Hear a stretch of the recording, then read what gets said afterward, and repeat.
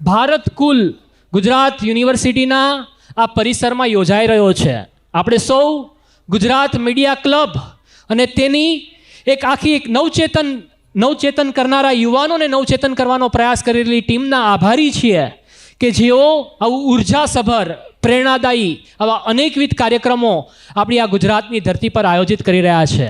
હું સૌપ્રથમ આભારી છું મલ્હારભાઈનો અને નિર્ણયભાઈ કપૂર સાહેબનો કે જેઓ આવા ભવ્ય કાર્યક્રમ આયોજન કરી અને આપણી સાંસ્કૃતિક ચેતનાને યુવા હૃદયમાં પ્રગટાવવાનું પુણ્ય કાર્ય કરી રહ્યા છે.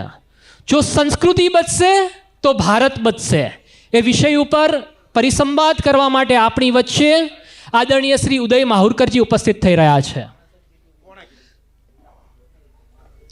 ઉદય માહુરકરજી વર્ષો સુધી ઇન્ડિયા ટુડેમાં તેમને કાર્ય કર્યું. ડેપ્યુટી એડિટર તરીકે સુદીર્ઘ કાળ સુધીનો એમનો અનુભવ છે. ગુજરાતના ખૂણે ખૂણેથી તેઓ પરિચિત છે. ગુજરાતની ગ્રામ્ય પરંપરા, ગુજરાતનું જીવન, એક મરાઠા પરિવારમાંથી આવતા, એક સ્વાતંત્ર્ય સેનાનીના પરિવારમાંથી આવતા, એક ધર્મ યોદ્ધા, સાંસ્કૃતિક યોદ્ધા તરીકે તેઓ અદ્ભુત કાર્ય કરી રહ્યા છે. તેમને 40 વર્ષથી વધારે સમય જાહેર જીવનમાં લોકોના પ્રશ્નને કવર કરવાનું કામ કર્યું છે, લોક પ્રશ્નને વાચા આપવાનું કામ કર્યું છે. આવા અને ભારત સરકારના અનેકવિધ કાર્યોમાં તેઓ સાક્ષી રહ્યા છે. તેઓએ આદરણીય પ્રધાનમંત્રી શ્રી નરેન્દ્રભાઈ મોદી સાહેબના શાસનકાળ ઉપર, જ્યારે તેઓ ગુજરાતના મુખ્યમંત્રી હતા ત્યારે તેમના શાસનકાળ ઉપર વિશ્વવિખ્યાત 2 પુસ્તકો લખ્યા છે. સેન્ટર સ્ટેજ અને 2 પુસ્તકો આખા વિશ્વવિખ્યાત થયા અને તેના ઉપર દુનિયાભરની અંદર ગુજરાતની વિકાસ ગાથા પહોંચી. આ ઉપરાંત સ્વાતંત્ર્ય સેનાની વીર સાવરકરજીના જીવન ચરિત્રને ભૂલાવી દેવાના કાવતરા થતા હતા. એ સમયે તેમની સિદ્ધ હસ્તકલમે આ દેશના સ્વાતંત્ર્ય સેનાની, જેમને પોતાનું જીવન આ દેશ માટે સમર્પિત કરી દીધું એવા નરબંકા વીર સાવરકરના જીવન ચરિત્રને હિન્દુસ્તાનની ધરતી પર ઉજાગર કરવાનું પુણ્ય કાર્ય આદરણીય શ્રી ઉદય માહુરકરજીની સિદ્ધ હસ્તકલમે થયું. તેઓ સેન્ટ્રલ ઇન્ફોર્મેશન કમિશનર તરીકે 3 વર્ષના દીર્ઘકાળ સુધી તેઓએ કાર્ય કર્યું અને ભારત સરકારમાં લોકોના પ્રશ્નને વાચા આપવા માટે તેઓ સદૈવ કટિબદ્ધ રહ્યા. ત્યારબાદ તેઓ આ દેશના યુવાધનને વિકૃતિના ખપ્પરમાંથી બચાવવા માટે, આ દેશનું યુવાધન ભોગવિલાસિતાના કાદવમાં ના ખૂપી જાય તેમાંથી બચાવવા માટે તેમણે એક અભિનવ અભિયાન હાથ ધર્યું છે, સંસ્કૃતિ બચાવો ભારત બચાવો. ને તેઓએ સ્થાપના કરી સેવ કલ્ચર સેવ ભારત ફાઉન્ડેશનની. અને તે માધ્યમે આજના સંત જેવા યુવાનો શેતાન ના બની જાય, આજનું યુવાધન બરબાદીમાં ખપી ના જાય, તેને બચાવવા માટે ભગીરથ કાર્ય કરી રહ્યા છે. ઓટીટી પ્લેટફોર્મ ઉપર, સોશિયલ મીડિયા ઉપર જે વલ્ગારિટી આવી રહી છે એ વલ્ગારિટીની સામે આ દેશના યુવાધનને બચાવવા માટે આ વલ્ગારિટી બંધ થાય અને આપણું ભારત પુનઃ વિશ્વગુરુ બને તે માટે તેઓએ ધૂણી દખાવી છે. તેવા ઉદય માહુરકરજીનું આ એક અભિનવ પ્રયાસ ને આપણે સૌ વધાવીશું અને તેમના પ્રવચનને સાંભળીશું. તે પહેલાં હું વિનંતી કરીશ, વિડીયો તેમને આખો બનાવ્યો છે, એક લડકી અને કૃપયા ધ્યાન દે, આપણા હૃદયને ઝકઝોરી દેનારો આપણા એ અદ્ભુત વિડીયોને આપણે સૌ નિહાળીશું. विनंती करीश कृपया ध्यान दे वीडियो ना प्रसारण माटे. हेलो अंकल, नमस्ते आंटी, मेरा नाम है लड़की. मैं ना आप सब कैमरा के पीछे वाले जादूगरों की बहुत बड़ी फैन हूँ. डायरेक्टर अंकल, प्रोड्यूसर आंटी, कितनी शानदार वेब सीरीज बनाते हैं आप लोग. To good. इतना ह्यूमर कहाँ से लाते हैं आप? इतना इमोशन कैसे क्रिएट करते हैं आप? इतनी मस्ती, वाह, स्क्रीन पर कैसे लाते हो आप लोग?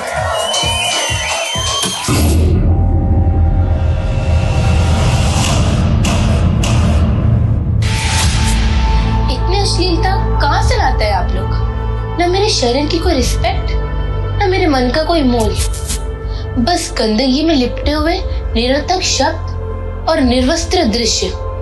इसे आप कहते हैं कंटेंट? आप तो देखने वाले अपराधी को उकसाकर चले जाते हैं, पर बलि चढ़ती है हम बेटियां, 3 साल की, 8 साल की, 12 साल की बेटियां. 1 मिनट, आपके घर में भी तो बेटी होगी ना, तो आप ऐसा क्यों करते हैं? साफ सुथरा कंटेंट भी सोशल मीडिया और ओटीटी पे बनाते ही हैं लोग, सब देखते हैं, तो आप ऐसा क्यों करते हैं? पैसे के लिए ना। कैसे कैसे शब्द लिखते हैं आप, कैसे कैसे कॉस्ट्यूम्स, कैसे कैसे सीन्स। शर्म नहीं आती, दया नहीं आती। आप तो अपनी फिल्म दिखाकर निकल लेते हैं, लेकिन आज सुनिए, देश के दुश्मन है आप लोग। कंटेंट क्रिएटर नहीं, बेटियों के किलर है आप लोग, देश के विलन है आप लोग। हम लड़कियों की रिक्वेस्ट है, प्लीज प्रोवोकेटिव और अश्लील फिल्म्स बनाना बंद कीजिए। Please change your scripts, change your directions. OTT and social media are not your license to exploit us.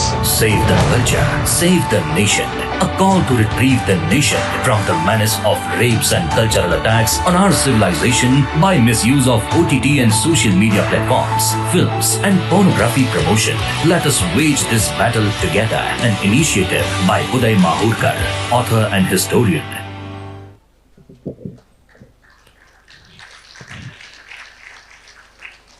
Rolling and action. और खोलो, शाबाश शाबाश, और दिखाओ। Cut it. कैसा लगा सर? जो दिखता है वही बिकता है सर। ओ मैडम, कृपया आप भी काम पे ध्यान दें। कृपया ध्यान दें, कृपया ध्यान दें, कृपया ध्यान दें।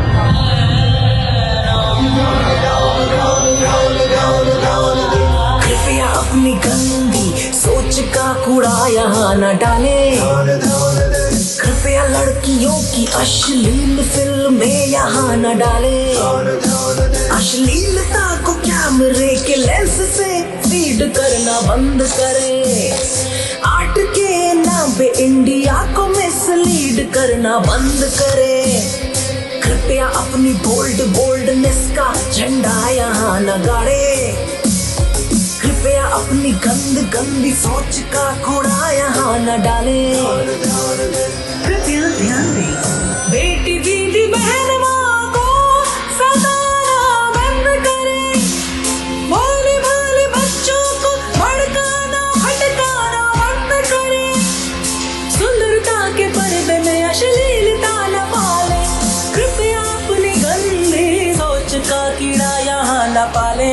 कृपया ध्यान दें। फ्रीडम ऑफ स्पीच हैशटैग आप फेंकते हैं। हवस की आग में रोटी अपनी सेकते हैं। जेबें अपनी भरते हैं, रैप प्रोवोक करते हैं। इंडिया के कल्चर के वल्चर आप ही तो बनते हैं। माँ बहन की गालियों से स्टैंड अप सजवाते हैं।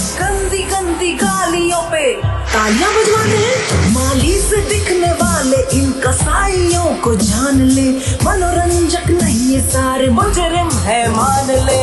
कृपया पॉर्न के जहर से हम बेटियों को ना मारे।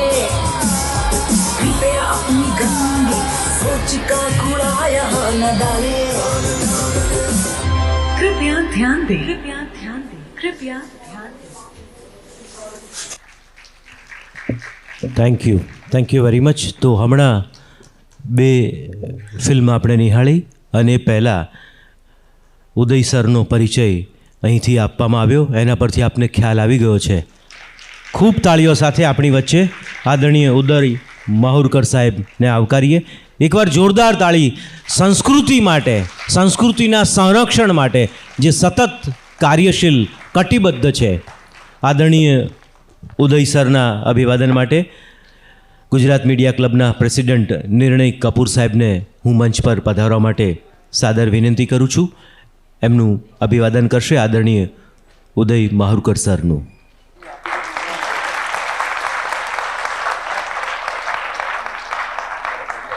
આદરણીય ઉદય માહુરકર સર ગુજરાત મીડિયા ક્લબના ભૂતપૂર્વ પ્રમુખશ્રી તરીકે પણ એમની સેવા પ્રદાન કરી ચૂક્યા છે, એનો પણ અહીંયા હરખ વ્યક્ત કરીએ છીએ.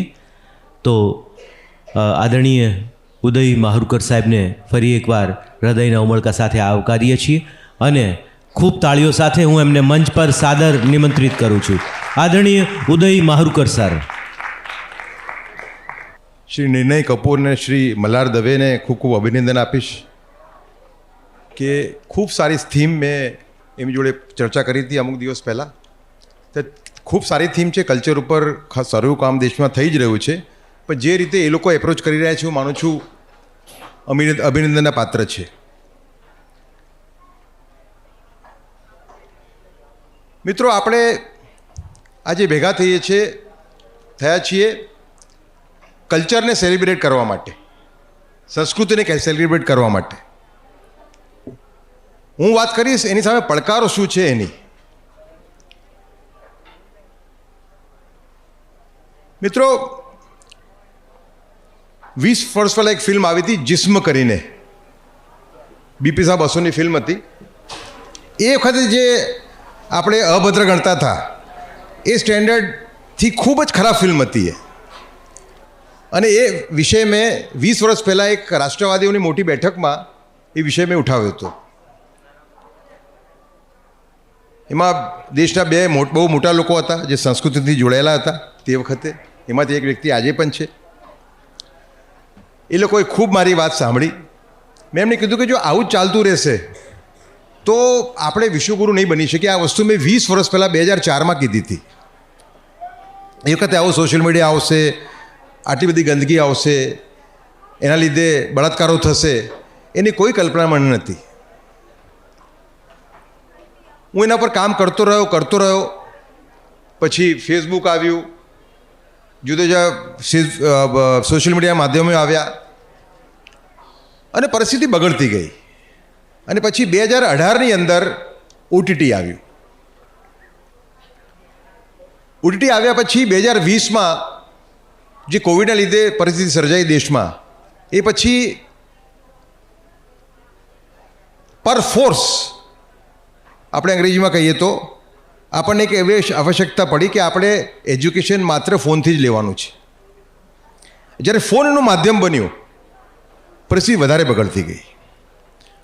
અને હું ફેસબુકમાં જોતો હતો તે વખતે ફિલ્મો આવતી હતી નાની રીલ ટાઈપની, સસરા વહુનું વ્યભિચાર, શિક્ષક વિદ્યાર્થીનો વ્યભિચાર, ભાભી દિયરનો વ્યભિચાર, જમાઈ અને સાસુનો વ્યભિચાર, આવી ફિલ્મો આવતી હતી. સીનો પોર્નોગ્રાફી જેવા નહોતા પણ ખરાબ તો હતા જ. એટલે મારા એક મિત્ર છે જે શ્રી રવિશંકર ગુરુદેવના ખૂબ નજીકના વ્યક્તિ છે. હું ખૂબ ચિંતિત હતો તે વખતે. હું કમિશનર હતો, આરટીઆઈ કમિશનર હતો દિલ્હીમાં. મેં એમને ફોન કર્યો કે ભાઈ તમે આવીને મળો, મને તો બહુ ચિંતા થઈ રહી છે શું થશે આગળ જતાં.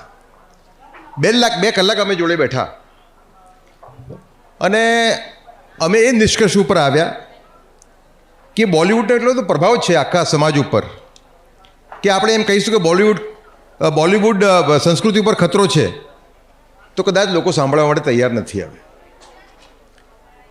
આપણે જો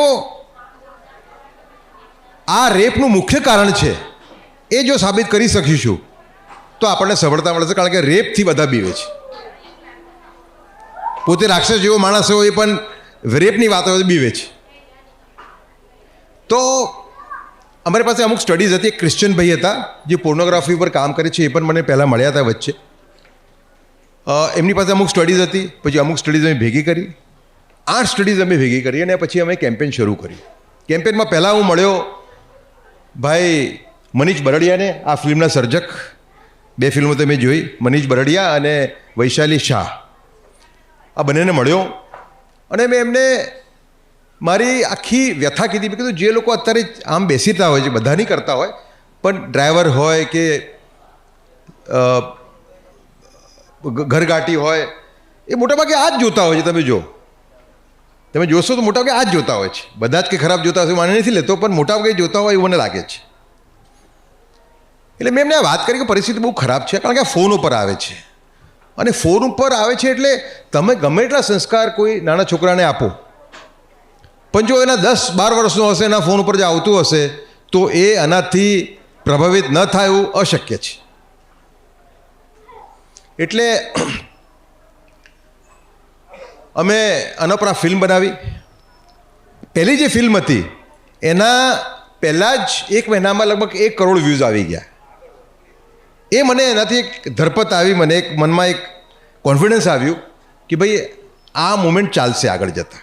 ભલે એમાં દેખીતી રીતે બહુ લોકો ઇન્વોલ્વ ના હોય, એની ઓપનલી વાતો લોકો ન કરી રહ્યા હોય, બોલિવૂડનો પ્રભાવ હોય, પણ આ જો ફિલ્મને જોનાર 1 કરોડ લોકો જો થઈ ગયા 1 મહિનાની અંદર, ચોક્કસ આની બીક લોકોને છે જ કે અમારા જે પુત્ર અને પુત્રી છે, અમારા ફેમિલી મેમ્બર છે, એનું શું થશે જો આવું ચાલતું રહ્યું તો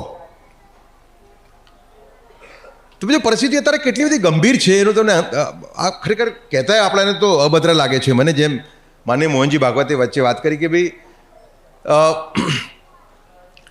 જે ફિલ્મો આવે છે એનું વર્ણન કરવું એ પણ એનું વર્ણન ના કરી શકે એટલી બધી અભદ્ર હોય છે. અભદ્રતા હશે જો આપણે વર્ણન કરવા જઈશું તો, પણ મારે કરવું પડે છે. તમે જો કે છેલ્લા લગભગ 3 મહિનાની અંદર 7 કેસ એવા છે કે જ્યાં ભાઈએ બેન ઉપર બળાત્કાર કર્યો હોય પોર્નોગ્રાફી જોઈને. એને આપણે કહીએ છીએ વિકૃત સામગ્રી, સેક્સ્યુઅલી પરવર્ટેડ કન્ટેન્ટ. લગભગ 2 કેસ એવા છે કે જ્યાં બાપે દીકરી ઉપર બળાત્કાર કર્યો હોય જોયા પછી, અને એક કેસ એટલો ભયંકર છે કે જેમાં એક પુત્રએ દારૂ પીને પોર્નોગ્રાફી જોઈને પોતાની મા ઉપર બળાત્કાર કર્યો. આવા રિપોર્ટેડ કેસ છેલ્લા 3 મહિનામાં થયા છે. આજે અમને કીધા મેં તમને. એનાથી વિશેષ જોવા જઈએ તો નાના છોકરો પર બળાત્કાર કરે એની તો કોઈ સંખ્યા જ નથી એમ. હમણાં આંધ્રપ્રદેશમાં એક 15 વર્ષનો છોકરો, એક 12 વર્ષનો અને બીજો એક 12 વર્ષનો, એ લોકોએ 8 વર્ષની દીકરી ઉપર બળાત્કાર કર્યો. અને એ કોઈ રેપ સીન હતું, ઓટીટીમાં આવ્યું હતું, એનું અનુકરણ કરતા હતા અને મારીને એને કેનાલમાં ફેંકી દીધી. એનાથી ભાઈ ચંદ્રબાબુ નાયડુજી અને પવન કલ્યાણ એ બંને ખૂબ આહત થયા હતા અને એમને ખૂબ સ્ટ્રોંગ શબ્દોમાં એને વખોડી કાઢ્યું હતું અને પગલાં લઈશું એવી વાત કરી હતી. પરિસ્થિતિ શું છે અત્યારે? લગભગ 800 થી 900 જેટલા ઓટીટી પ્લેટફોર્મો છે. એમાં એની જે મેઇન લીડર છે એ છે ઓલ્ટ એકતા કપૂર. એમાં એક ઉલ્લુ એપ છે, એક વિવો અગ્રવાલ કરીને એક ભાઈ છે. 700 ફિલ્મ છે એની, એટલી બધી ખરાબ છે કે તમે એક ફિલ્મ ના જોઈ શકો એની. આ વાત કે આપણે ઇન્ડિયન પ્લેટફોર્મની વાત કરી, નેટફ્લિક્સ, એક્સ, પ્રાઇમ વિડીયો, આ બધામાં જ આવી રહ્યું છે. પ્રમાણનો ફેર હશે. નેટફ્લિક્સનું અમને વચ્ચે અમે ઇન્વેસ્ટિગેશન કરવા બેઠા તો 125 ફિલ્મો અમે જોઈ, 125, અને બધામાં જ પોર્નોગ્રાફીના સીનો હતા. પોર્નોગ્રાફીની ફિલ્મ નથી એ, પણ સીનો પોર્નોગ્રાફીના હતા. એકતા કપૂરની એક ફિલ્મ છે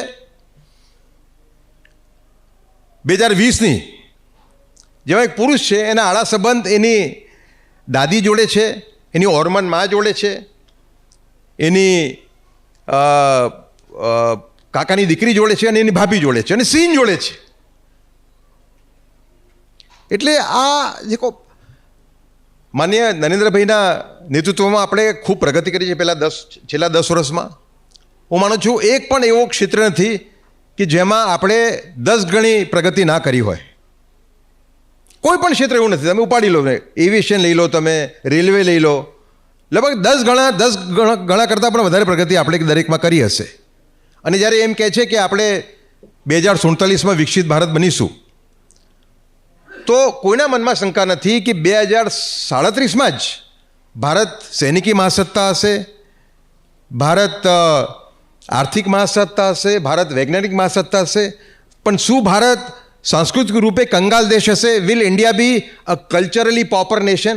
એ આપણે નક્કી કરવાનું છે. સૌથી મોટો ખતરો એ છે, કેટલા લોકો એમ કહે છે કે આપણે આપણી લીટી લાંબી કરીએ, પણ હું નથી માનતો કે આપણે જ્યાંથી આ ગંદકી આવે છે એ જ એને બંધ કરવી પડશે, બીજો કોઈ એનો ઉપાય નથી. અને જો આપણે 10 વર્ષમાં આટલી બધી પ્રતિજ્ઞાઓ લીધી હોય કે આપણે આમાં 1 નંબર બનીશું, પેલામાં 1 નંબર બનીશું, તો આપણે એવું પણ એક પ્રતિજ્ઞા લઈએ કે આપણે વિશ્વના પહેલા વિકૃત સામગ્રી મુક્ત દેશ બનીશું. અને કેમ ના બની શકીએ? આજે મિડલ ઇસ્ટમાં, ખાડીના દેશોમાં, સાઉથ કોરિયામાં, સિંગાપોરમાં આપણે જ્યાં વિભત્સ જેટલું આવે છે એના કરતાં 20% જ આવે છે. એ લોકોએ 80% કંટ્રોલ એના ઉપર રાખ્યો છે. અને નાની સૂની વાત નથી. તમે કહેતા હોત કે ખાડી દેશોમાં તો ઇસ્લામિક રૂલ છે. સિંગાપોરમાં ક્યાં છે? સાઉથ કોરિયામાં ક્યાં છે? આપણે ત્યાં આવે છે એનું 20% ત્યાં આવે છે. એટલે આપણે એમ જોવા જઈએ તો આપણે ખાલી 20% જ કંટ્રોલ કરવાનું છે. આપણે જો આવી પ્રતિક્રિયા લઈએ, અને હું માનું છું જો ઈચ્છા શક્તિ હોય તો બધું થઈ શકે, કારણ કે હું સ્પષ્ટ માનું છું કે જે લોકો આવી ફિલ્મો બનાવી રહ્યા છે એ લોકો ભયંકર આપણે નુકસાન કરી રહ્યા સંસ્કૃતિને. એ લોકોની જગ્યા જે છે એ જેલમાં છે, સભ્ય સમાજમાં નથી. માટે આપણે જે વાત કરીએ છીએ, આપણે વાત કરી છે લો ઓફ એથિક્સ કોડની. લો ઓફ એથિક્સ કોડ એવું એક કાનૂનની આપણે એક વિચારણા કરી છે. આપણે એમ કહીએ છીએ કે એક લો ઓફ એથિક્સ કોડનું ગઠન થાય કે જેમાં નક્કી કરે, એક કમિટી નક્કી કરે પરમિઝિબલ લિમિટ, મર્યાદા સીનની, થીમની, કપડાની અને ભાષાની. દરેક ઓડિયો વિઝ્યુઅલ ફિલ્મ માટે એ પાછી એડવર્ટાઇઝમેન્ટ કેમ ના હોય.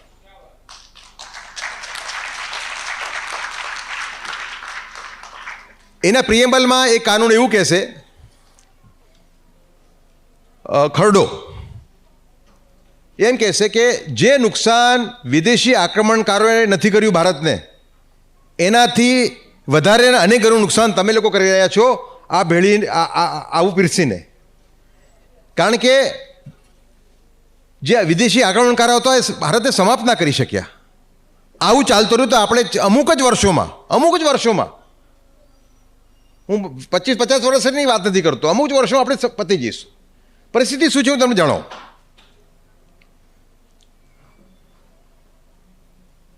હમણાં 1 વર્ષ પહેલાં એક રાજપરિવારની વ્યક્તિ મારી મળવા આવ્યા હતા, મહારાજા અને મહારાણી બંને. માણી સાહેબને વાત કરી મેં કે ભાઈ હું આવી રીતે એક મુવમેન્ટ ચલાવું છું, એક ચળવળ ચલાવું છું, અને તમારે પણ આમાં રસ લેવો જોઈએ. એટલે એમણે બહુ જ જોરદાર વાત કરી, મને એક બહુ દાખલો આપ્યો જો મને યાદ રહી ગયો, અને બધી જગ્યાએ હું આપતો હોઉં છું. એ કે જે મારા સિટીમાં મારું એક સ્કૂલ ચલાવું છું, એ સ્કૂલમાં મારી બહેનની દીકરી ભણે છે, બહેનપણીની દીકરી ભણે છે. મારી બહેનપણીનો મને ફોન આવ્યો એક દિવસ, માણી સાહેબ મારી દીકરી સવારે મેં એને એક રૂમ જુદી આપી છે, 11 વર્ષની ઉંમર છે એની, માત્ર 11 વર્ષની. મને જુદી રૂમ આપી છે કે સારી રીતે ભણી શકે, બરાબર. એટલે સવારે જ્યારે 8-8:30 નીકળે છે ત્યારે એકદમ થાકી ગયેલી હોય છે. અને જ્યારે હું પૂછું છું એને કે બેટા તું કેમ થાકેલી કેમ લાગે, તું બીમાર છું? તો કે ના, હું બીમાર નથી. રોજ જ આ જ પરિસ્થિતિ છે. એટલે મને થોડી બીક લાગી રહી છે કે કંઈક પ્રોબ્લેમ તો નથી. અને એટલે મારા સાહેબને થોડો સંકેત આવી ગયો. મા બિચારા સીધા હતા એકદમ. એટલે મારા સાહેબે કીધું એક કામ કરો, તમે આ સ્કૂલ જાય દિવસમાં ત્યારે રૂમમાં તમે બારીની બાજુમાં જે પડદો એ થોડો ખુલ્લો રાખજો, અને રાત્રે જોજો 11:30-12 વાગ્યા પછી આ દીકરી શું કરે છે. એટલે એ બેન લગભગ 12 વાગે આવ્યા ત્યાં, જોયું તો દીકરીએ બધી લાઇટો બંધ કરી રાખેલી, અને માથા ઉપર એ ચાદર રાખીને કંઈક ફોન ઉપર જોતી હતી. ફોનની લાઇટ માને દેખાઈ. માં બિચારી 15-15 મિનિટે આવતી હતી, 2 વાગે લાઇટ બંધ થઈ. લગભગ 12 વાગ્યાથી 11:30-12 વાગ્યાથી 2 વાગ્યા સુધી એ દીકરી જે પણ જોતી હતી. એટલે સવારે ફરતી ફોન કર્યો એમને મહારાણી સાહેબને કે મહારાણી સાહેબ આવું મેં કાલે જોયું, શું કરવું જોઈએ મારે? કે મારું જે શક છે, અનુમાન છે, બિલકુલ પાકો છે. હવે તમે એમ કહેશો એને કે ભાઈ તું બારણું ખોલ રાત્રે અને શું જોઉં છું બતાવે, તે તમને નહીં બતાવે. એને કહેતા દીકરી નાની છે, એને સમજો કે બેટા તું નાની છું, નાની દીકરીઓથી ભૂલ થઈ શકે. તમે થોડું જ એ જોડે તમે ઝૂંઝવું પડશે, થોડી વાર તમે માથાકૂટ કરશો તો એ કબૂલ કરી લેશે. અને 5 મિનિટમાં એને કબૂલ કરી લીધું કે રોજ જે રાત્રે આ જ જોઉં છું. હવે આ ઘટના છે રાજસ્થાનની. હવે રાજસ્થાનમાં તો કેટલી મોટી સતીઓ થઈ ગઈ. તમે ચારણ માતા જો, કરણીમાં જો, આપણે રાણી કર્મવતી જો, જે બહાદુર શાહ સામે જેને જોહર કર્યું, અનેક સ્ત્રીઓ, એક હાલારાની જો કે એમના પતિ હતા જસવંતસિંહ રાઠોડ, મારવાડના નરેશ, એ પત્નીના મોહમાં હતા. તે એક લડાઈમાં બિચારા જતા હતા અને પાછા આવતા હતા કે એમની ઈચ્છા નથી જવાની, કારણ કે માટે આટલી સાડી પત્રી અત્યારે જ પરણીને લાવ્યો છું, કેવી રીતે હું પાછો જઉં? તો પત્ની પોતાનું માથું કાપીને મોકલી આપ્યું એમને. એટલે આવા જ્યાં દાખલા હોય ત્યાં આ પરિસ્થિતિ એટલે બહુ ભયંકર પરિસ્થિતિ છે. બીજું આમાં આપણે બોલિવૂડના મોંમાં રહીએ છીએ, આપણે એમાંથી બહાર નીકળવું પડશે. જો બોલિવૂડનો જે દેશી પોર્ન જે છે અત્યારે એમાં બોલિવૂડનો મેઇન રોલ છે. એકતા કપૂર કોણ છે? બોલિવૂડનો ભાગ છે, બરાબર. એક એક્ટ્રેસના પતિ હતા, એ પકડાઈ ગયા હતા, તમને યાદ હોય તો, ચાઇલ્ડ પોર્ન બનાવવામાં. એ બોલિવૂડના ભાગ છે. હા, એ બોલિવૂડના ભાગ છે, બરાબર. હમણાં શું નામનું રણવીર સિંહ, એને જોની સિન્સ નામના એક પોર્ન સ્ટાર જોડે એડ કરી, સેક્સ પિલની એડ હતી. એ કોણ છે? એટલે બોલિવૂડ આની પાછળ છે બિલકુલ. તમારે એટલે હું બધા ઉપર આક્ષેપ નથી કરતો, બોલિવૂડનો એક મોટો ભાગ અને પ્રોત્સાહન આપે છે પૈસા કમાવા માટે, બીજું કંઈ નહીં. લોકો એમ કહે છે કે આમાં તો મોટી કોન્સ્પિરસી છે, વિદેશી તાકાતો. હું નથી માનતો એવું. હું એવું માનું છું કે આમાં મેઇન જે છે એ પૈસા કમાવાની લાલસા, એ મુખ્ય કારણ છે. એટલે મેં એવું નક્કી કર્યું છે કે આમાં કોઈની સળાબારી રાખવી નહીં. આ કામ એટલું પવિત્ર છે કે આમાં પોતાનો મારો કઝિન બ્રધર હોય કે અનફોર્ચ્યુનેટલી મારો કોઈ સગો હોય, પાસનો બીજો કોઈ સગો હોય, કોઈ પણ આમાં ઇન્વોલ્વ હોય કે આનામાં સપોર્ટ કરતો હોય કે આમાં એક્શન ના લેતો હોય, એની સામે આપણે એને ઉઘાડો પાડવાનો જ છે, એવું આપણે નક્કી કર્યું છે. એટલે આપણે રણવીર સિંહને મુકેશભાઈ અંબાણીના પરિવારમાં જે હમણાં એક પ્રસંગ થયો અનંત અંબાણીનો, એમાં એને એક ઇન્વિટેશન હતું. જામનગરમાં હતું, મેરેજમાં પણ હતું. જામનગરમાં જ્યારે ઇન્વિટેશન હતું ત્યારે આ એડ બહાર આવેલી પહેલી વખત. જામનગરનો એમનો જે એક પ્રસંગ થયો, પ્રી વેડિંગ ઇવેન્ટ. તે મને એમ થયું કે મારે આમાં ટ્વીટ કરવી જોઈએ. એટલે મેં ટ્વીટ કરી એમાં કે it is the duty of civilise society not to legitimise porn content, porn culture. I would have felt very happy had Mukesh Ambani family not invited Ranveer Singh after this ad. અને જાગૃતિ તમે જો આમાં, એ પછી આ વસ્તુ એકાદ જગ્યાએ હું બોલ્યો અને એમાંથી એક ભાઈએ એમાં રીલ બનાવી. મેં આખી પરિસ્થિતિ બતાવી કે બોલિવૂડ કેવી રીતે આમાં ઇન્વોલ્વ છે. એટલે મેં કીધું કે ભાઈ સની લિયોન છે, તો Sunny Leone was a known porn actress of America. એને તમે હિરોઈન બનાવી દીધી. એની ફિલ્મો સક્સેસ ના ગઈ, પણ સલમાન ખાનથી માંડીને બધા સ્ટાર એની જોડે મળતા હતા એને ઓપનલી સ્ટેજ ઉપર. એટલે એની એક ભાઈએ ફિલ્મ બનાવી, સાગર સિન્હા કરીને જે પોડકાસ્ટર છે. તો માણસોને કેટલી બધી જાગૃત થઈ જાય આ વસ્તુ માટે કે એના 1.5 કરોડ વ્યૂઝ મળ્યા એને. 1,50,00,000 વ્યૂઝ એક જ રીલને. 1,50,00,000 વ્યૂઝ એને મળ્યા. અને એ સાગર સિન્હા એવું કહેતા હતા મને કે હું આ સોશિયલ મીડિયાનું આ કેટલા વખતે ચલાવું છું, આટલા વ્યૂઝ મને કોઈ દિવસ મળ્યા નથી મારા જીવનમાં. એટલે ક્યાંને ત્યાં આના માટે જાગૃતિ છે. હવે રહ્યો સવાલ સરકારનો, કારણ કે આ સરકારની હું નજીક છું, દિલ્હી સરકારની ખૂબ નજીક છું, આ સરકારની નજીક છું. એટલે મને લોકો પૂછતા હોય છે કે ભાઈ એકતા કપૂરને શા માટે આ સરકારે પદ્મશ્રી આપ્યો. એનો જવાબ મારો સ્પષ્ટ છે કે પદ્મશ્રીને સુધારવાનું મોટામાં કામ આ સરકારે કર્યું છે. આજથી 20 વર્ષ પહેલાં, 25 વર્ષ પહેલાં મને યાદ છે 2 વ્યક્તિઓ જે લોકો 5-5 લાખ રૂપિયા આપીને પદ્મશ્રી ખરીદીને લાવેલા, બરાબર. એટલે કોઈ માણસ 100 કામ સારા કરતો હોય, એક ભૂલ એને થઈ શકે. વિરાટ કોહલી એક વખત હિટ વિકેટથી આઉટ થઈ શકે, એનો અર્થ નથી કે વિરાટ કોહલી નથી. એટલે આપણે એક વસ્તુને ઉપાડીને ટાર્ગેટ કરીએ સરકારને, એ યોગ્ય નથી. પણ સરકારનો આમાં મુખ્ય રોલ છે, કારણ કે જે કાનૂન બનાવવાનું કામ છે, શું કહેવાય, ખરડો કે શું કહો, લો બનાવવાનું જે કામ છે, એ તો આખું સરકારનું જ કામ છે. અને એમાં સરકારનો મુખ્ય રોલ છે. પણ આપણો પણ મોટો રોલ છે. આપણા દીકરા દીકરી શું જોઈએ છે આપણે ખબર હોવી જોઈએ. ફોનની અંદર પેરેન્ટલ કંટ્રોલ નામનો એક સિસ્ટમ આવે છે. હું નથી માનતો કે 30% કરતાં વધારે પેરેન્ટ્સ એને ઓપરેટ કરતા હોય. ફોન આપી દેતા હોય છે, 12 વર્ષનો છોકરો એને આપી દેતા હોય છે, પણ એ ઓપરેટ નથી કરતા, બરાબર. અને એટલું બધું આટલા ભયંકર પરિસ્થિતિ છે અત્યારે. આમાં હમણાં હરિયાણા સરકારે ટેબ્લેટ્સ આપી સ્ટુડન્ટ્સને ભણવા માટે. એમાં ફિલ્ટર્સ હતા. બધા દીકરા દીકરીઓએ ફિલ્ટર તોડી નાખીને કોઈ પોર્નોગ્રાફી જોતા હતા. એટલે તમને એનો આપણાને ખબર નથી, મને પણ ખબર નથી. હું તો ખાલી ફેસબુક પર જે રીલો આવતી હતી જોઈને જ એકદમ પેલો એ હતો, આહત હતો. પણ જ્યારે હું આમાં ઉતર્યો અને એવા જેમ્સ ઓફ બોલિવૂડ જેવા લોકો મારી જોડે જોડાયા, ખાસ કરીને સંજીવ નેવર કરીને, એ પછી એનું તો આખું રિસર્ચ ડિપાર્ટમેન્ટ છે આખું. તો એ તો મારી સામે જે ફિલ્મો લાયા તમે જોઈ નતા શકતા એવી પરિસ્થિતિ હતી. મેં જ્યારે હમણાં એક બહુ મોટા દેશના વ્યક્તિ છે એમને જ્યારે દેખાડ્યા, 3 નેટફ્લિક્સની દેખાડી અમુક ફિલ્મ, એના ફોટાઓ, અને આપણે ઓલ્ડ બાલાજી અને એક્સમાં પણ આવે છે. તો એ કહે છે હું જોઈ નથી શકતો, એટલી ખરાબ પરિસ્થિતિ છે.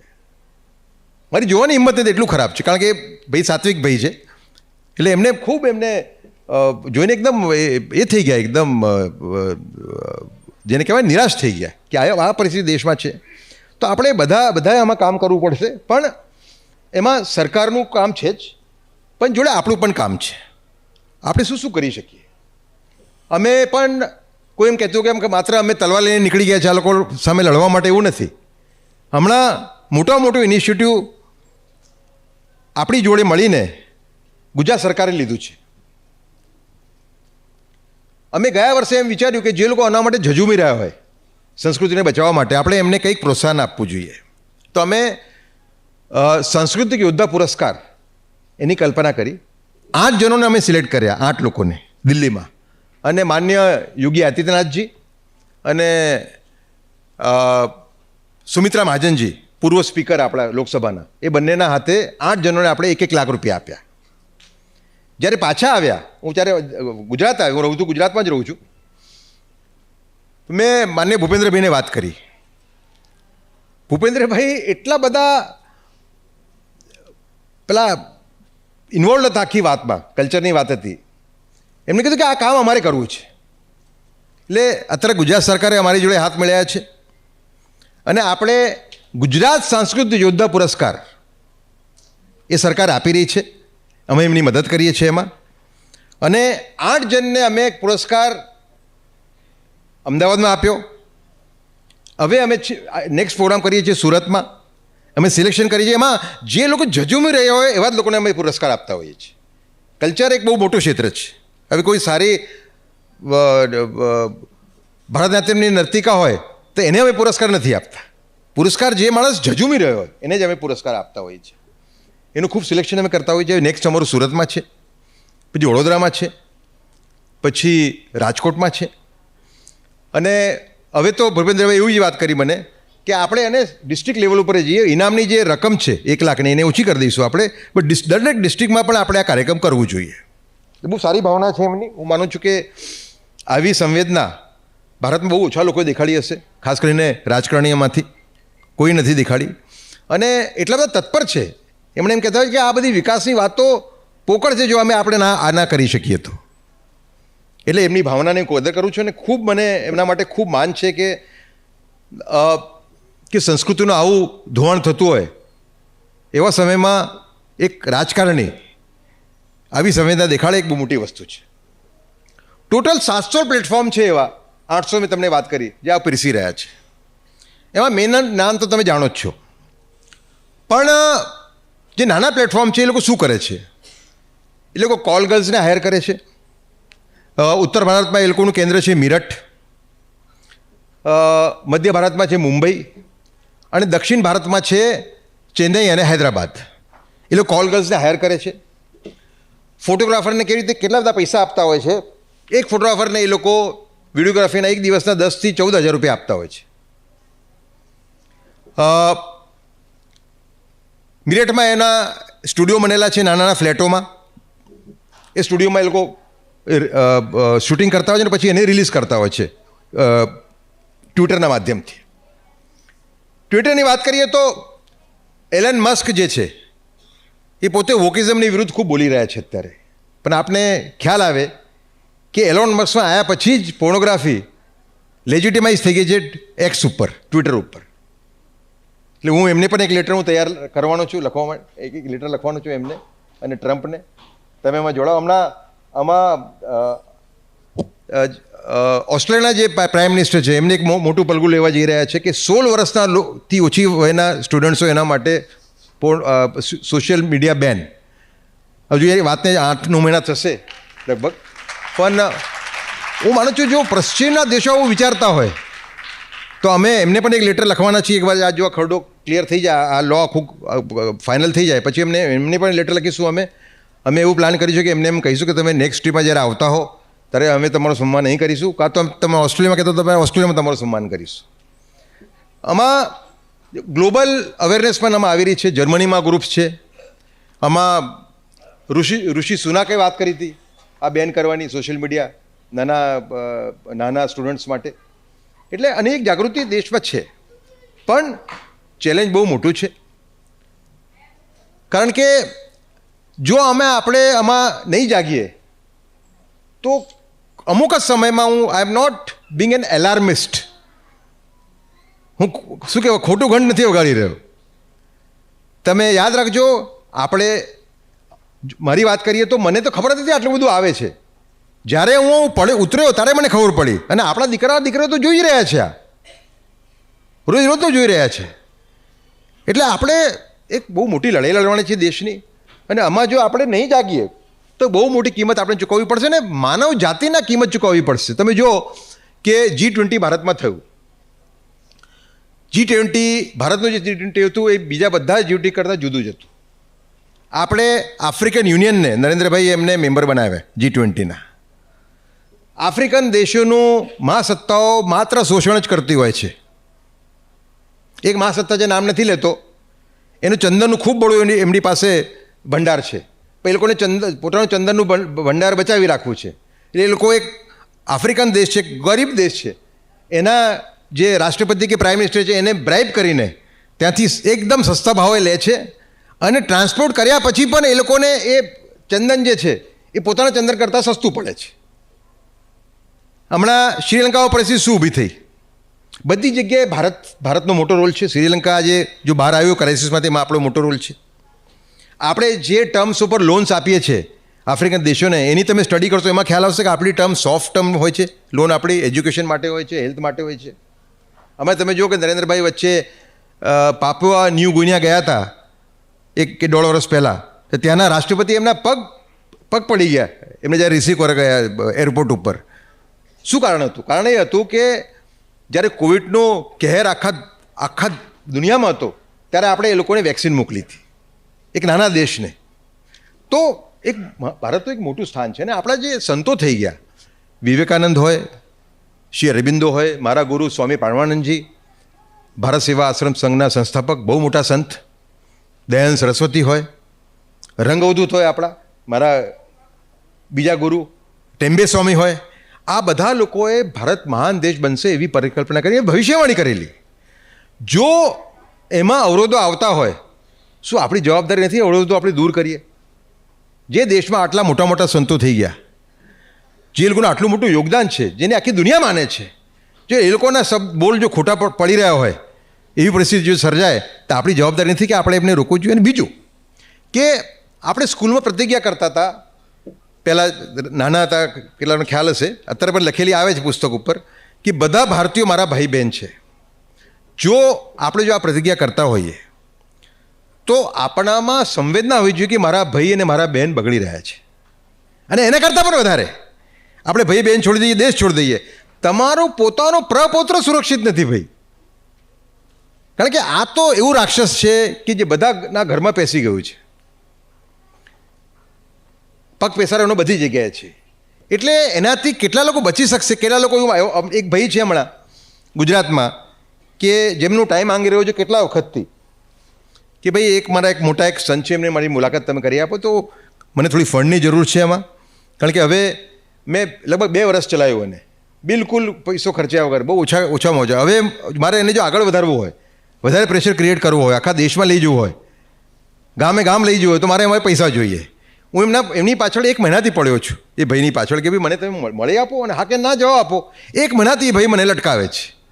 એટલે મારા જે માર્ગદર્શક છે, જે શ્રી રવિશંકરના ખાસ માણસ, એમને કીધું ઉદયભાઈ આ સમાજનું કામ છે, ભૂલી જાઓ એને, બીજો કોઈ મળશે. કોઈની પાછળ ભાગવાની જરૂર નથી, કારણ કે આ રાક્ષસ છે એનાથી કોઈ બચી નહીં શકે.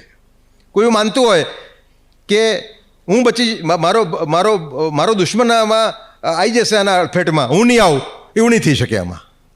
એટલે આ બહુ મોટી એક પડકાર છે ભારત માટે. અને જો અને અચ્છા મજાની વાત એ છે કે આની કોઈ વાત નથી કરતું.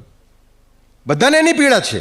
જે આટલા બધા વ્યૂઝ આવતા હોય, આ ફિલ્મના આટલા બધા વ્યૂઝ આવતા હોય, પેલી મારી રીલ છે એના આટલા બધા વ્યૂઝ આવતા હોય, જાગૃતિ છે જ, પણ કોઈ બોલવા માટે તૈયાર નથી. એટલે આ વસ્તુ આપણે ઉપાડી છે. સૌથી મોટું, જો હું 33 વર્ષ પત્રકાર રહ્યો, ઇન્ડિયા ટુડેમાં બહુ સારા સારા કામ કર્યા, ગુજરાતમાં ના સારામાં સારી સ્ટોરી મેં ગુજરાતની કરી છે. અને હું આપને કહું કે ગુજરાતના 18,000 ગામ છે, 18,000, એમાંથી 2,000 ગામમાં મેં પગ મૂક્યો હશે. બહુ ઓછા લોકો હશે દેશમાં, ગુજરાતમાં જે લોકોએ 2,000 ગામમાં પગ મૂક્યો. એટલો બધો અનુભવ છે મને ગુજરાતનો. બરાબર, જાત જાતની સ્ટોરીઝ કરી મેં. એક ઇન્ડિયા ટુડે કે અંદર આવું નવું કરીને આવતું હતું, એક ઓફ ટ્રેક કરીને, એમાં આવી સ્ટોરીઓ આવતી હતી બધી, સંસ્કૃતિને લગતી, ઇતિહાસને લગતી. એમાં પણ મારું યોગદાન ખૂબ હતું. ધારો કે અહીં પાનશીના કરીને ગામ છે લીંબડી પાસે, ત્યાં એક પ્રથા હતી, અત્યારે થોડી ઓછી થઈ ગઈ છે, પણ બહુ પહેલાં તો બહુ મોટી પ્રથા હતી. એમાં એક બ્રાહ્મણ પરિવાર હતું. એ 9 દિવસ નવરાત્રિના રોજે વીર રસના નાટકોનું આયોજન કરતું હતું. એક દિવસ અફઝલ ખાન વધ શિવાજી દ્વારા, પૃથ્વીરાજ ચૌહાણ આવા. અને એમાં મજાની વાત મને ગમી એ કે બધી જ્ઞાતિના લોકો એમાં, આયોજક બ્રાહ્મણ છે પણ એમાં દલિત પણ છે, એની અંદર ગઢવી પણ છે, એની અંદર વાણીઓ પણ છે. એટલે આવી પ્રથા આપણા દેશમાં રહી. એટલે ખૂબ મારો અનુભવ છે. પણ અત્યારનો જે કાલ છે, પછી હું સરકારમાં કમિશનર રહ્યો. કમિશનરની અંદર મેં લગભગ 3 વર્ષમાં 14,400 અપીલ ડિસ્પોઝ કરી. એ રેકોર્ડ છે કમિશનના હિસ્ટ્રીમાં. સેન્ટ્રલ ઇન્ફોર્મેશન કમિશનની અંદર 18 વર્ષ થઈ ગયા અને સ્થાપિત થઈને કોઈએ 3 વર્ષની અંદર 14,400 અપીલ ડિસ્પોઝ નથી કરી. 2,000 અપીલ તો એવી હતી એમાં કે કદાચ કોઈએ ના કરી હોત. કારણ કે મારા મનમાં રાષ્ટ્રપ્રથમ ફિક્સ હતું, સાવરકરવાળું. સાવરકર રાષ્ટ્રપ્રથમ જે છે, જો રાષ્ટ્રપ્રથમ 2 ટાઈપના છે. એક રાષ્ટ્રપ્રથમ એ છે કે જેમાં તમે માનો છો કે તમે કદાચ હીરો થઈ જશો, તમને લાભ મળશે. બીજું રાષ્ટ્રપ્રથમ એ છે કે ભલે તમારે કોઈ પણ કિંમત ચૂકવવી પડે, પણ દેશ માટે જો માણસ વસ્તુ હાનિકારક છે, જો એ કામ હું નહીં જ કરું, એની અમે ઝઝુમીશ. વીર સાવરકરને 1937માં જ્યારે જેલમાંથી બહાર આવ્યા, નજરકેદમાંથી, ત્યારે એમને સુભાષચંદ્ર બોઝ, અચ્યુતરાવ પોટવર્ધન અને SM જોશી એવા 3 નેતાઓએ એમને નિમંત્રણ આપ્યું કે તમે કોંગ્રેસમાં આવો, કોંગ્રેસને બળ મળશે. સાવરકરે શું જવાબ આપ્યો? સાવરકરે એમ કીધું કે કોંગ્રેસ હિન્દુ હકોનું હનન કરીને મુસ્લિમ તુષ્ટિકરણ કરી રહી છે અને પથ ઉપર એટલી આગળ વધી ગઈ છે કે એનું પાછળ આવું ઇમ્પોસિબલ છે, નામુમકિન છે, અશક્ય છે. અત્યારે જો કોંગ્રેસ જોઈન કરીશ તો મને ભારત માતાનો પાપ લાગશે. મારે એમનો મને શું કહેવાય, કર્સને શું કહો તમે ગુજરાતીમાં, શ્રાપ, મને ભારત માતાનો શ્રાપ લાગશે. એટલે એમને હિન્દુ મહાસભા જેવી નાની પાર્ટી એના અધ્યક્ષ થયા. હું વીર સાવરકરની બધી વાતોને માનતો નથી, પણ વીર સાવરકરનું આ જે દાખલો છે મારા માટે ખૂબ મોટું ઉદાહરણ છે કે અમુક જીવનમાં એવી વસ્તુ કરવી કે જેમાં તમારો કોઈ પણ લાભ ના હોય, માત્ર સમાજ માટે જ કરવી. એટલે વીર સાવરકર માટે એમના જે પહેલાં બાયોગ્રાફર થઈ ગયા એમના, જેનું નામ હતું ધનંજય કીર, એમણે એવું લખ્યું છે કે આ નિમંત્રણ અસ્વીકાર કરીને વીર સાવરકરે બહુ મોટો ભોગ આપ્યો હતો. કારણ કે જો એ વખતે જો કોંગ્રેસમાં એન્ટર થયા હોત, તેમની આભા એવી હતી કે કોઈ પણ પદ એમને મળી શક્યો હોત ત્યાં જઈને. એટલે આ જે એમનું જે બલિદાન હતું એ રાણા પ્રતાપ જેવું બલિદાન હતું કે જ્યારે અકબરે રાણા પ્રતાપ ઉપર ને હથિયાર મૂકવા માટે જ્યારે એમને દબાણ લાવ્યા, ત્યારે રાણા પ્રતાપના સગા સંબંધી બધા રાજપૂત રાજા અકબર જોડે જ હતા. પણ રાણા પ્રતાપે એમ વિચાર્યું કે આ સ્ટેજે જો હું આ હથિયાર મૂકી દઈશ તો પછી ભારત તો શું થશે. એટલે ભારતની સંસ્કૃતિ માટે લડ્યા. અને એમાં જે મોટા મોટા ઇતિહાસકાર થઈ ગયા, કર્નલ ટોડ થઈ ગયા, ઈશ્વરી પ્રસાદ થઈ ગયા, એમણે જે શબ્દોનું વર્ણન કર્યું છે એમાં રાણા પ્રતાપનું, એ આમ તારા આંખમાં અશ્રુ લાવી દે એવું વર્ણન છે. એમણે કીધું છે કે the many Rajput and Muslim generals who fought against the Rana are mere phantoms across the pages of history. Even after 400 years, Rana lives a charmed life. His example is a beacon of hope in thousands of villages for people who believe in fighting for righteous but forlorn causes. આ શબ્દો જો અંગ્રેજી જાણકારો તો એના મલાઈ દેવા શબ્દો છે. અને પછી એ બીજા લાઈનમાં એવું લખે છે કે the Rana decided to make his mother's milk resplendent. એને હજુ પણ એનું હું ભાષાંતર નથી કરી શક્યો, પર માના દૂધની કિંમત હું ચૂકવીશ માતૃભૂમિ માટે, એ વાત એમના, એટલે બહુ ટૂંકમાં આવા મહાન પુરુષો દેશમાં થઈ ગયા હોય અને એ સંસ્કૃતિની જો આ હાલત હોય તો આપણે બધાએ ભેગા થવું પડશે. આમાં કોની પણ સારાબારી નહીં રાખવાની. હું અમને કહું કે હમણાં શાહરૂખ ખાનની મને કોઈ વાત કરી તો દગ રહી ગયો કે શાહરૂખ ખાને એવું ઇન્ટરવ્યુમાં કીધું કે હું તો પોર્ન સ્ટાર થવા માગતો હતો, હું ભૂલથી અહીંયા આવી ગયો.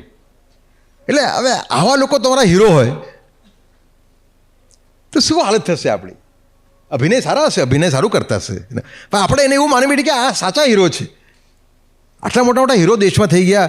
બ્રિગેડિયર ઉસ્માન તમે જુઓ, બ્રિગેડિયર ઉસ્માન, મોહમ્મદ ઉસ્માન, મહાવીર ચક્ર 1948ની લડાઈમાં જે રીતે શહીદ થઈ ગયા, જે રીતે વીરગતિને પ્રાપ્ત થઈ ગયા, એમ ખરેખર તમને આમ ભયંકર ઇન્સ્પાયર કરે એવી વાત છે આખી. કે 1948ની અંદર બ્રિગેડિયર મોહમ્મદ ઉસ્માન એ વ્યક્તિ છે કે જેને જીન્નાએ એમ કીધું એને કે ઉસ્માન તમે આવી જાઓ, તમે કર્નલ છો અત્યારે, પણ તમારી વિશેષતા હું જાણું છું, તમે જો પાકિસ્તાન આર્મી જોઈન કરશો તો હું I will ensure that you become a chief of army staff. આવી એની બાહેદારી આપેલી, છતાંય માણસ ના ગયો. અને જ્યારે પછી પાકિસ્તાને જ્યારે અટેક કર્યું 1948માં, ત્યારે લડ્યા. જંગાર કરીને એક પ્રોમિસ, એક પાકિસ્તાનનો કાશ્મીરનો ભાગ છે, એ પાકિસ્તાને જીતી લીધું પહેલા રાઉન્ડમાં. એ એમના ઇન્ચાર્જ હતા એ જગ્યાએ. ત્યારે એમણે પ્રણ લીધા કે હું બેડ ઉપર નહીં ઊંઘું, હું ચટાઈ ઉપર ઊંઘીશ. નીચે શું કહો ચટાઈને તમે ગુજરાતીમાં? ચટાઈ ઉપર ઊંઘીશ જ્યાં સુધી હું જંગાર પાછું રીકેપ્ચર ના કરું. 3 મહિના પછી એમણે જંગાર રીકેપ્ચર કર્યું અને પોતે વીરગતિને પ્રાપ્ત થઈ ગયા. તો આ આપણા સાચા હીરો છે. એટલે આપણે આ વસ્તુ સમજવી પડશે. આપણે જો આવી ટાઈપનું મનોરંજન પહેલાં પણ હતું, ગંદકી ભલે નહીં હોય, નાટકો થતા હતા. ઇવન પહેલાંના જમાનામાં ખૂબ આજથી 50-100 વર્ષ પહેલાં કે 1000 વર્ષ પહેલાં પણ એક એન્ટરટેનમેન્ટની વાત તો હતી જ, પણ લોકો એને જ અનુસરવા મળે એવું નહોતું થતું. એને આનંદ લઈને લોકો જિંદગીમાં આગળ વધતા હતા. અત્યારે એવું થઈ ગયું કે જે લોકો ખરેખર કેરેક્ટર વાઇઝ બિલકુલ, મને જે લોકો અત્યારે કહેતા હોય છે કે આ લોકોની જે પાર્ટીઓ હોય છે, ફિલ્મ સ્ટાર્સની પાર્ટીઓ રાતની, તમે ત્યાં રાત્રે જાઓ તો એની ખરાબ પરિસ્થિતિ હોય છે ત્યાં, એનું તમે વર્ણન ના કરી શકો. તો આવા લોકોથી આપણે શા માટે ઇન્સ્પિરેશન લઈએ?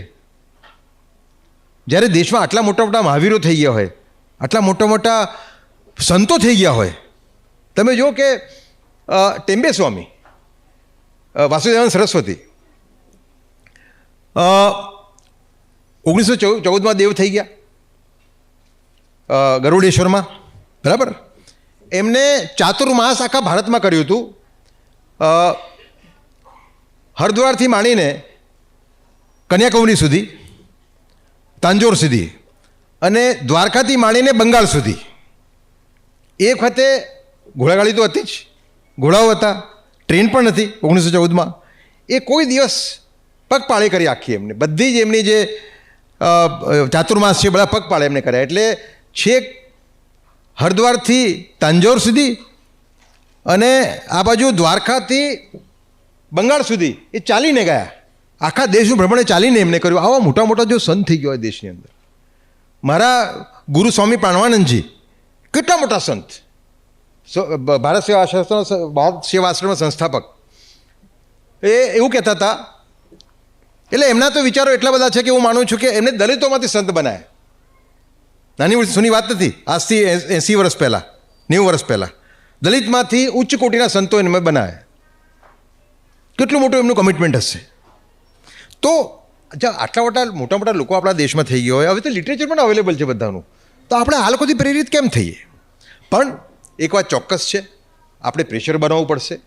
મૂળ વસ્તુ છે કે જે ગંદુ પાણી આવે છે એ કેવી રીતે એને આપણે એ નળને બંધ કરવું, અને એ કામમાં બંધ કરવામાં, જો બંધ કરવાની વાત હોય તો સરકારનો મુખ્ય રોલ છે. એટલે મારી સરકારને સતત મારી અપીલ છે. મેં બધાને માન્ય પ્રધાનમંત્રીશ્રીએ બધાને લેટર લખ્યા છે, વૈષ્ણવજીને લખ્યા છે, બધા પાસે આ પ્રૂફ છે જ. ખૂબ રિસર્ચ કરીને લખ્યા છે કે ના એમ કે ભાઈ અમને ખબર નથી, એવું નથી. અમને અટેચ કરીને મોકલ્યા છે, એમને અટેચ કરીને મોકલ્યા છે.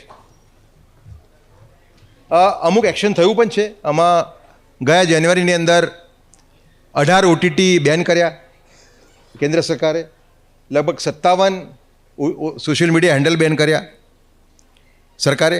પણ હું એમ કહીશ કે અર્થકચરું કામ છે. જે અટેમ્પ્ટ્સ આર હાફ હાર્ટેડ. જો તમે ટિકટોક બેન કરી શકતા હો,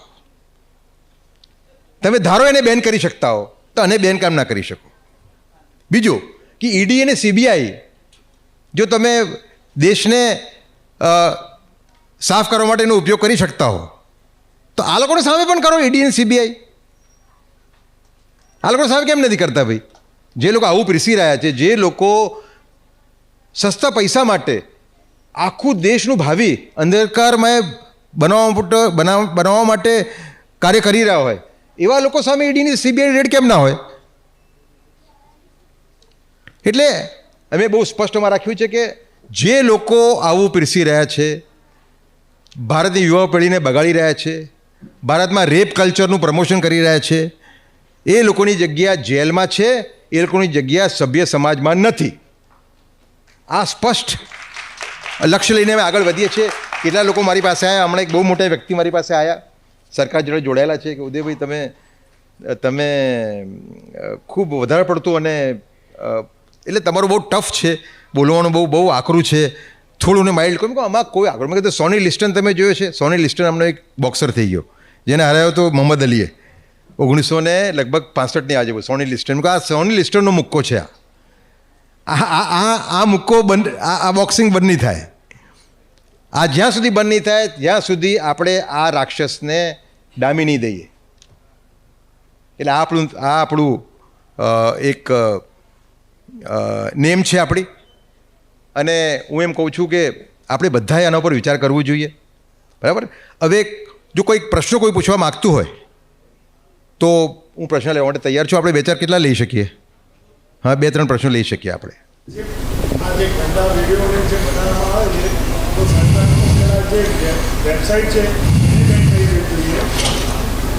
હા, બિલકુલ કરવી જ જોઈએ. હું એવું માનું જ છું. જો મેં ટેકનિકલ એક્સપર્ટ જોડે પણ વાત કરી છે, બધા એમ કહે છે કે સરકારની જે ઈચ્છા શક્તિ હોય તો આ થઈ જ શકે.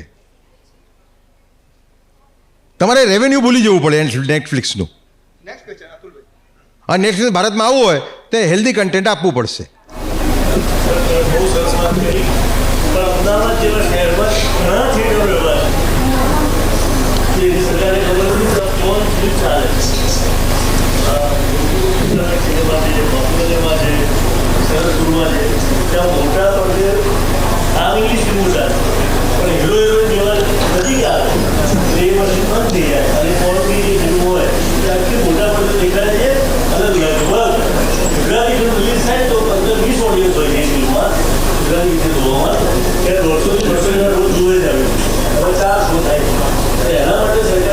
ના, હું સરકારના ધ્યાન પર લાવીશ. આમાં જો લોલુપતાવાળું છે, સમજો તમે.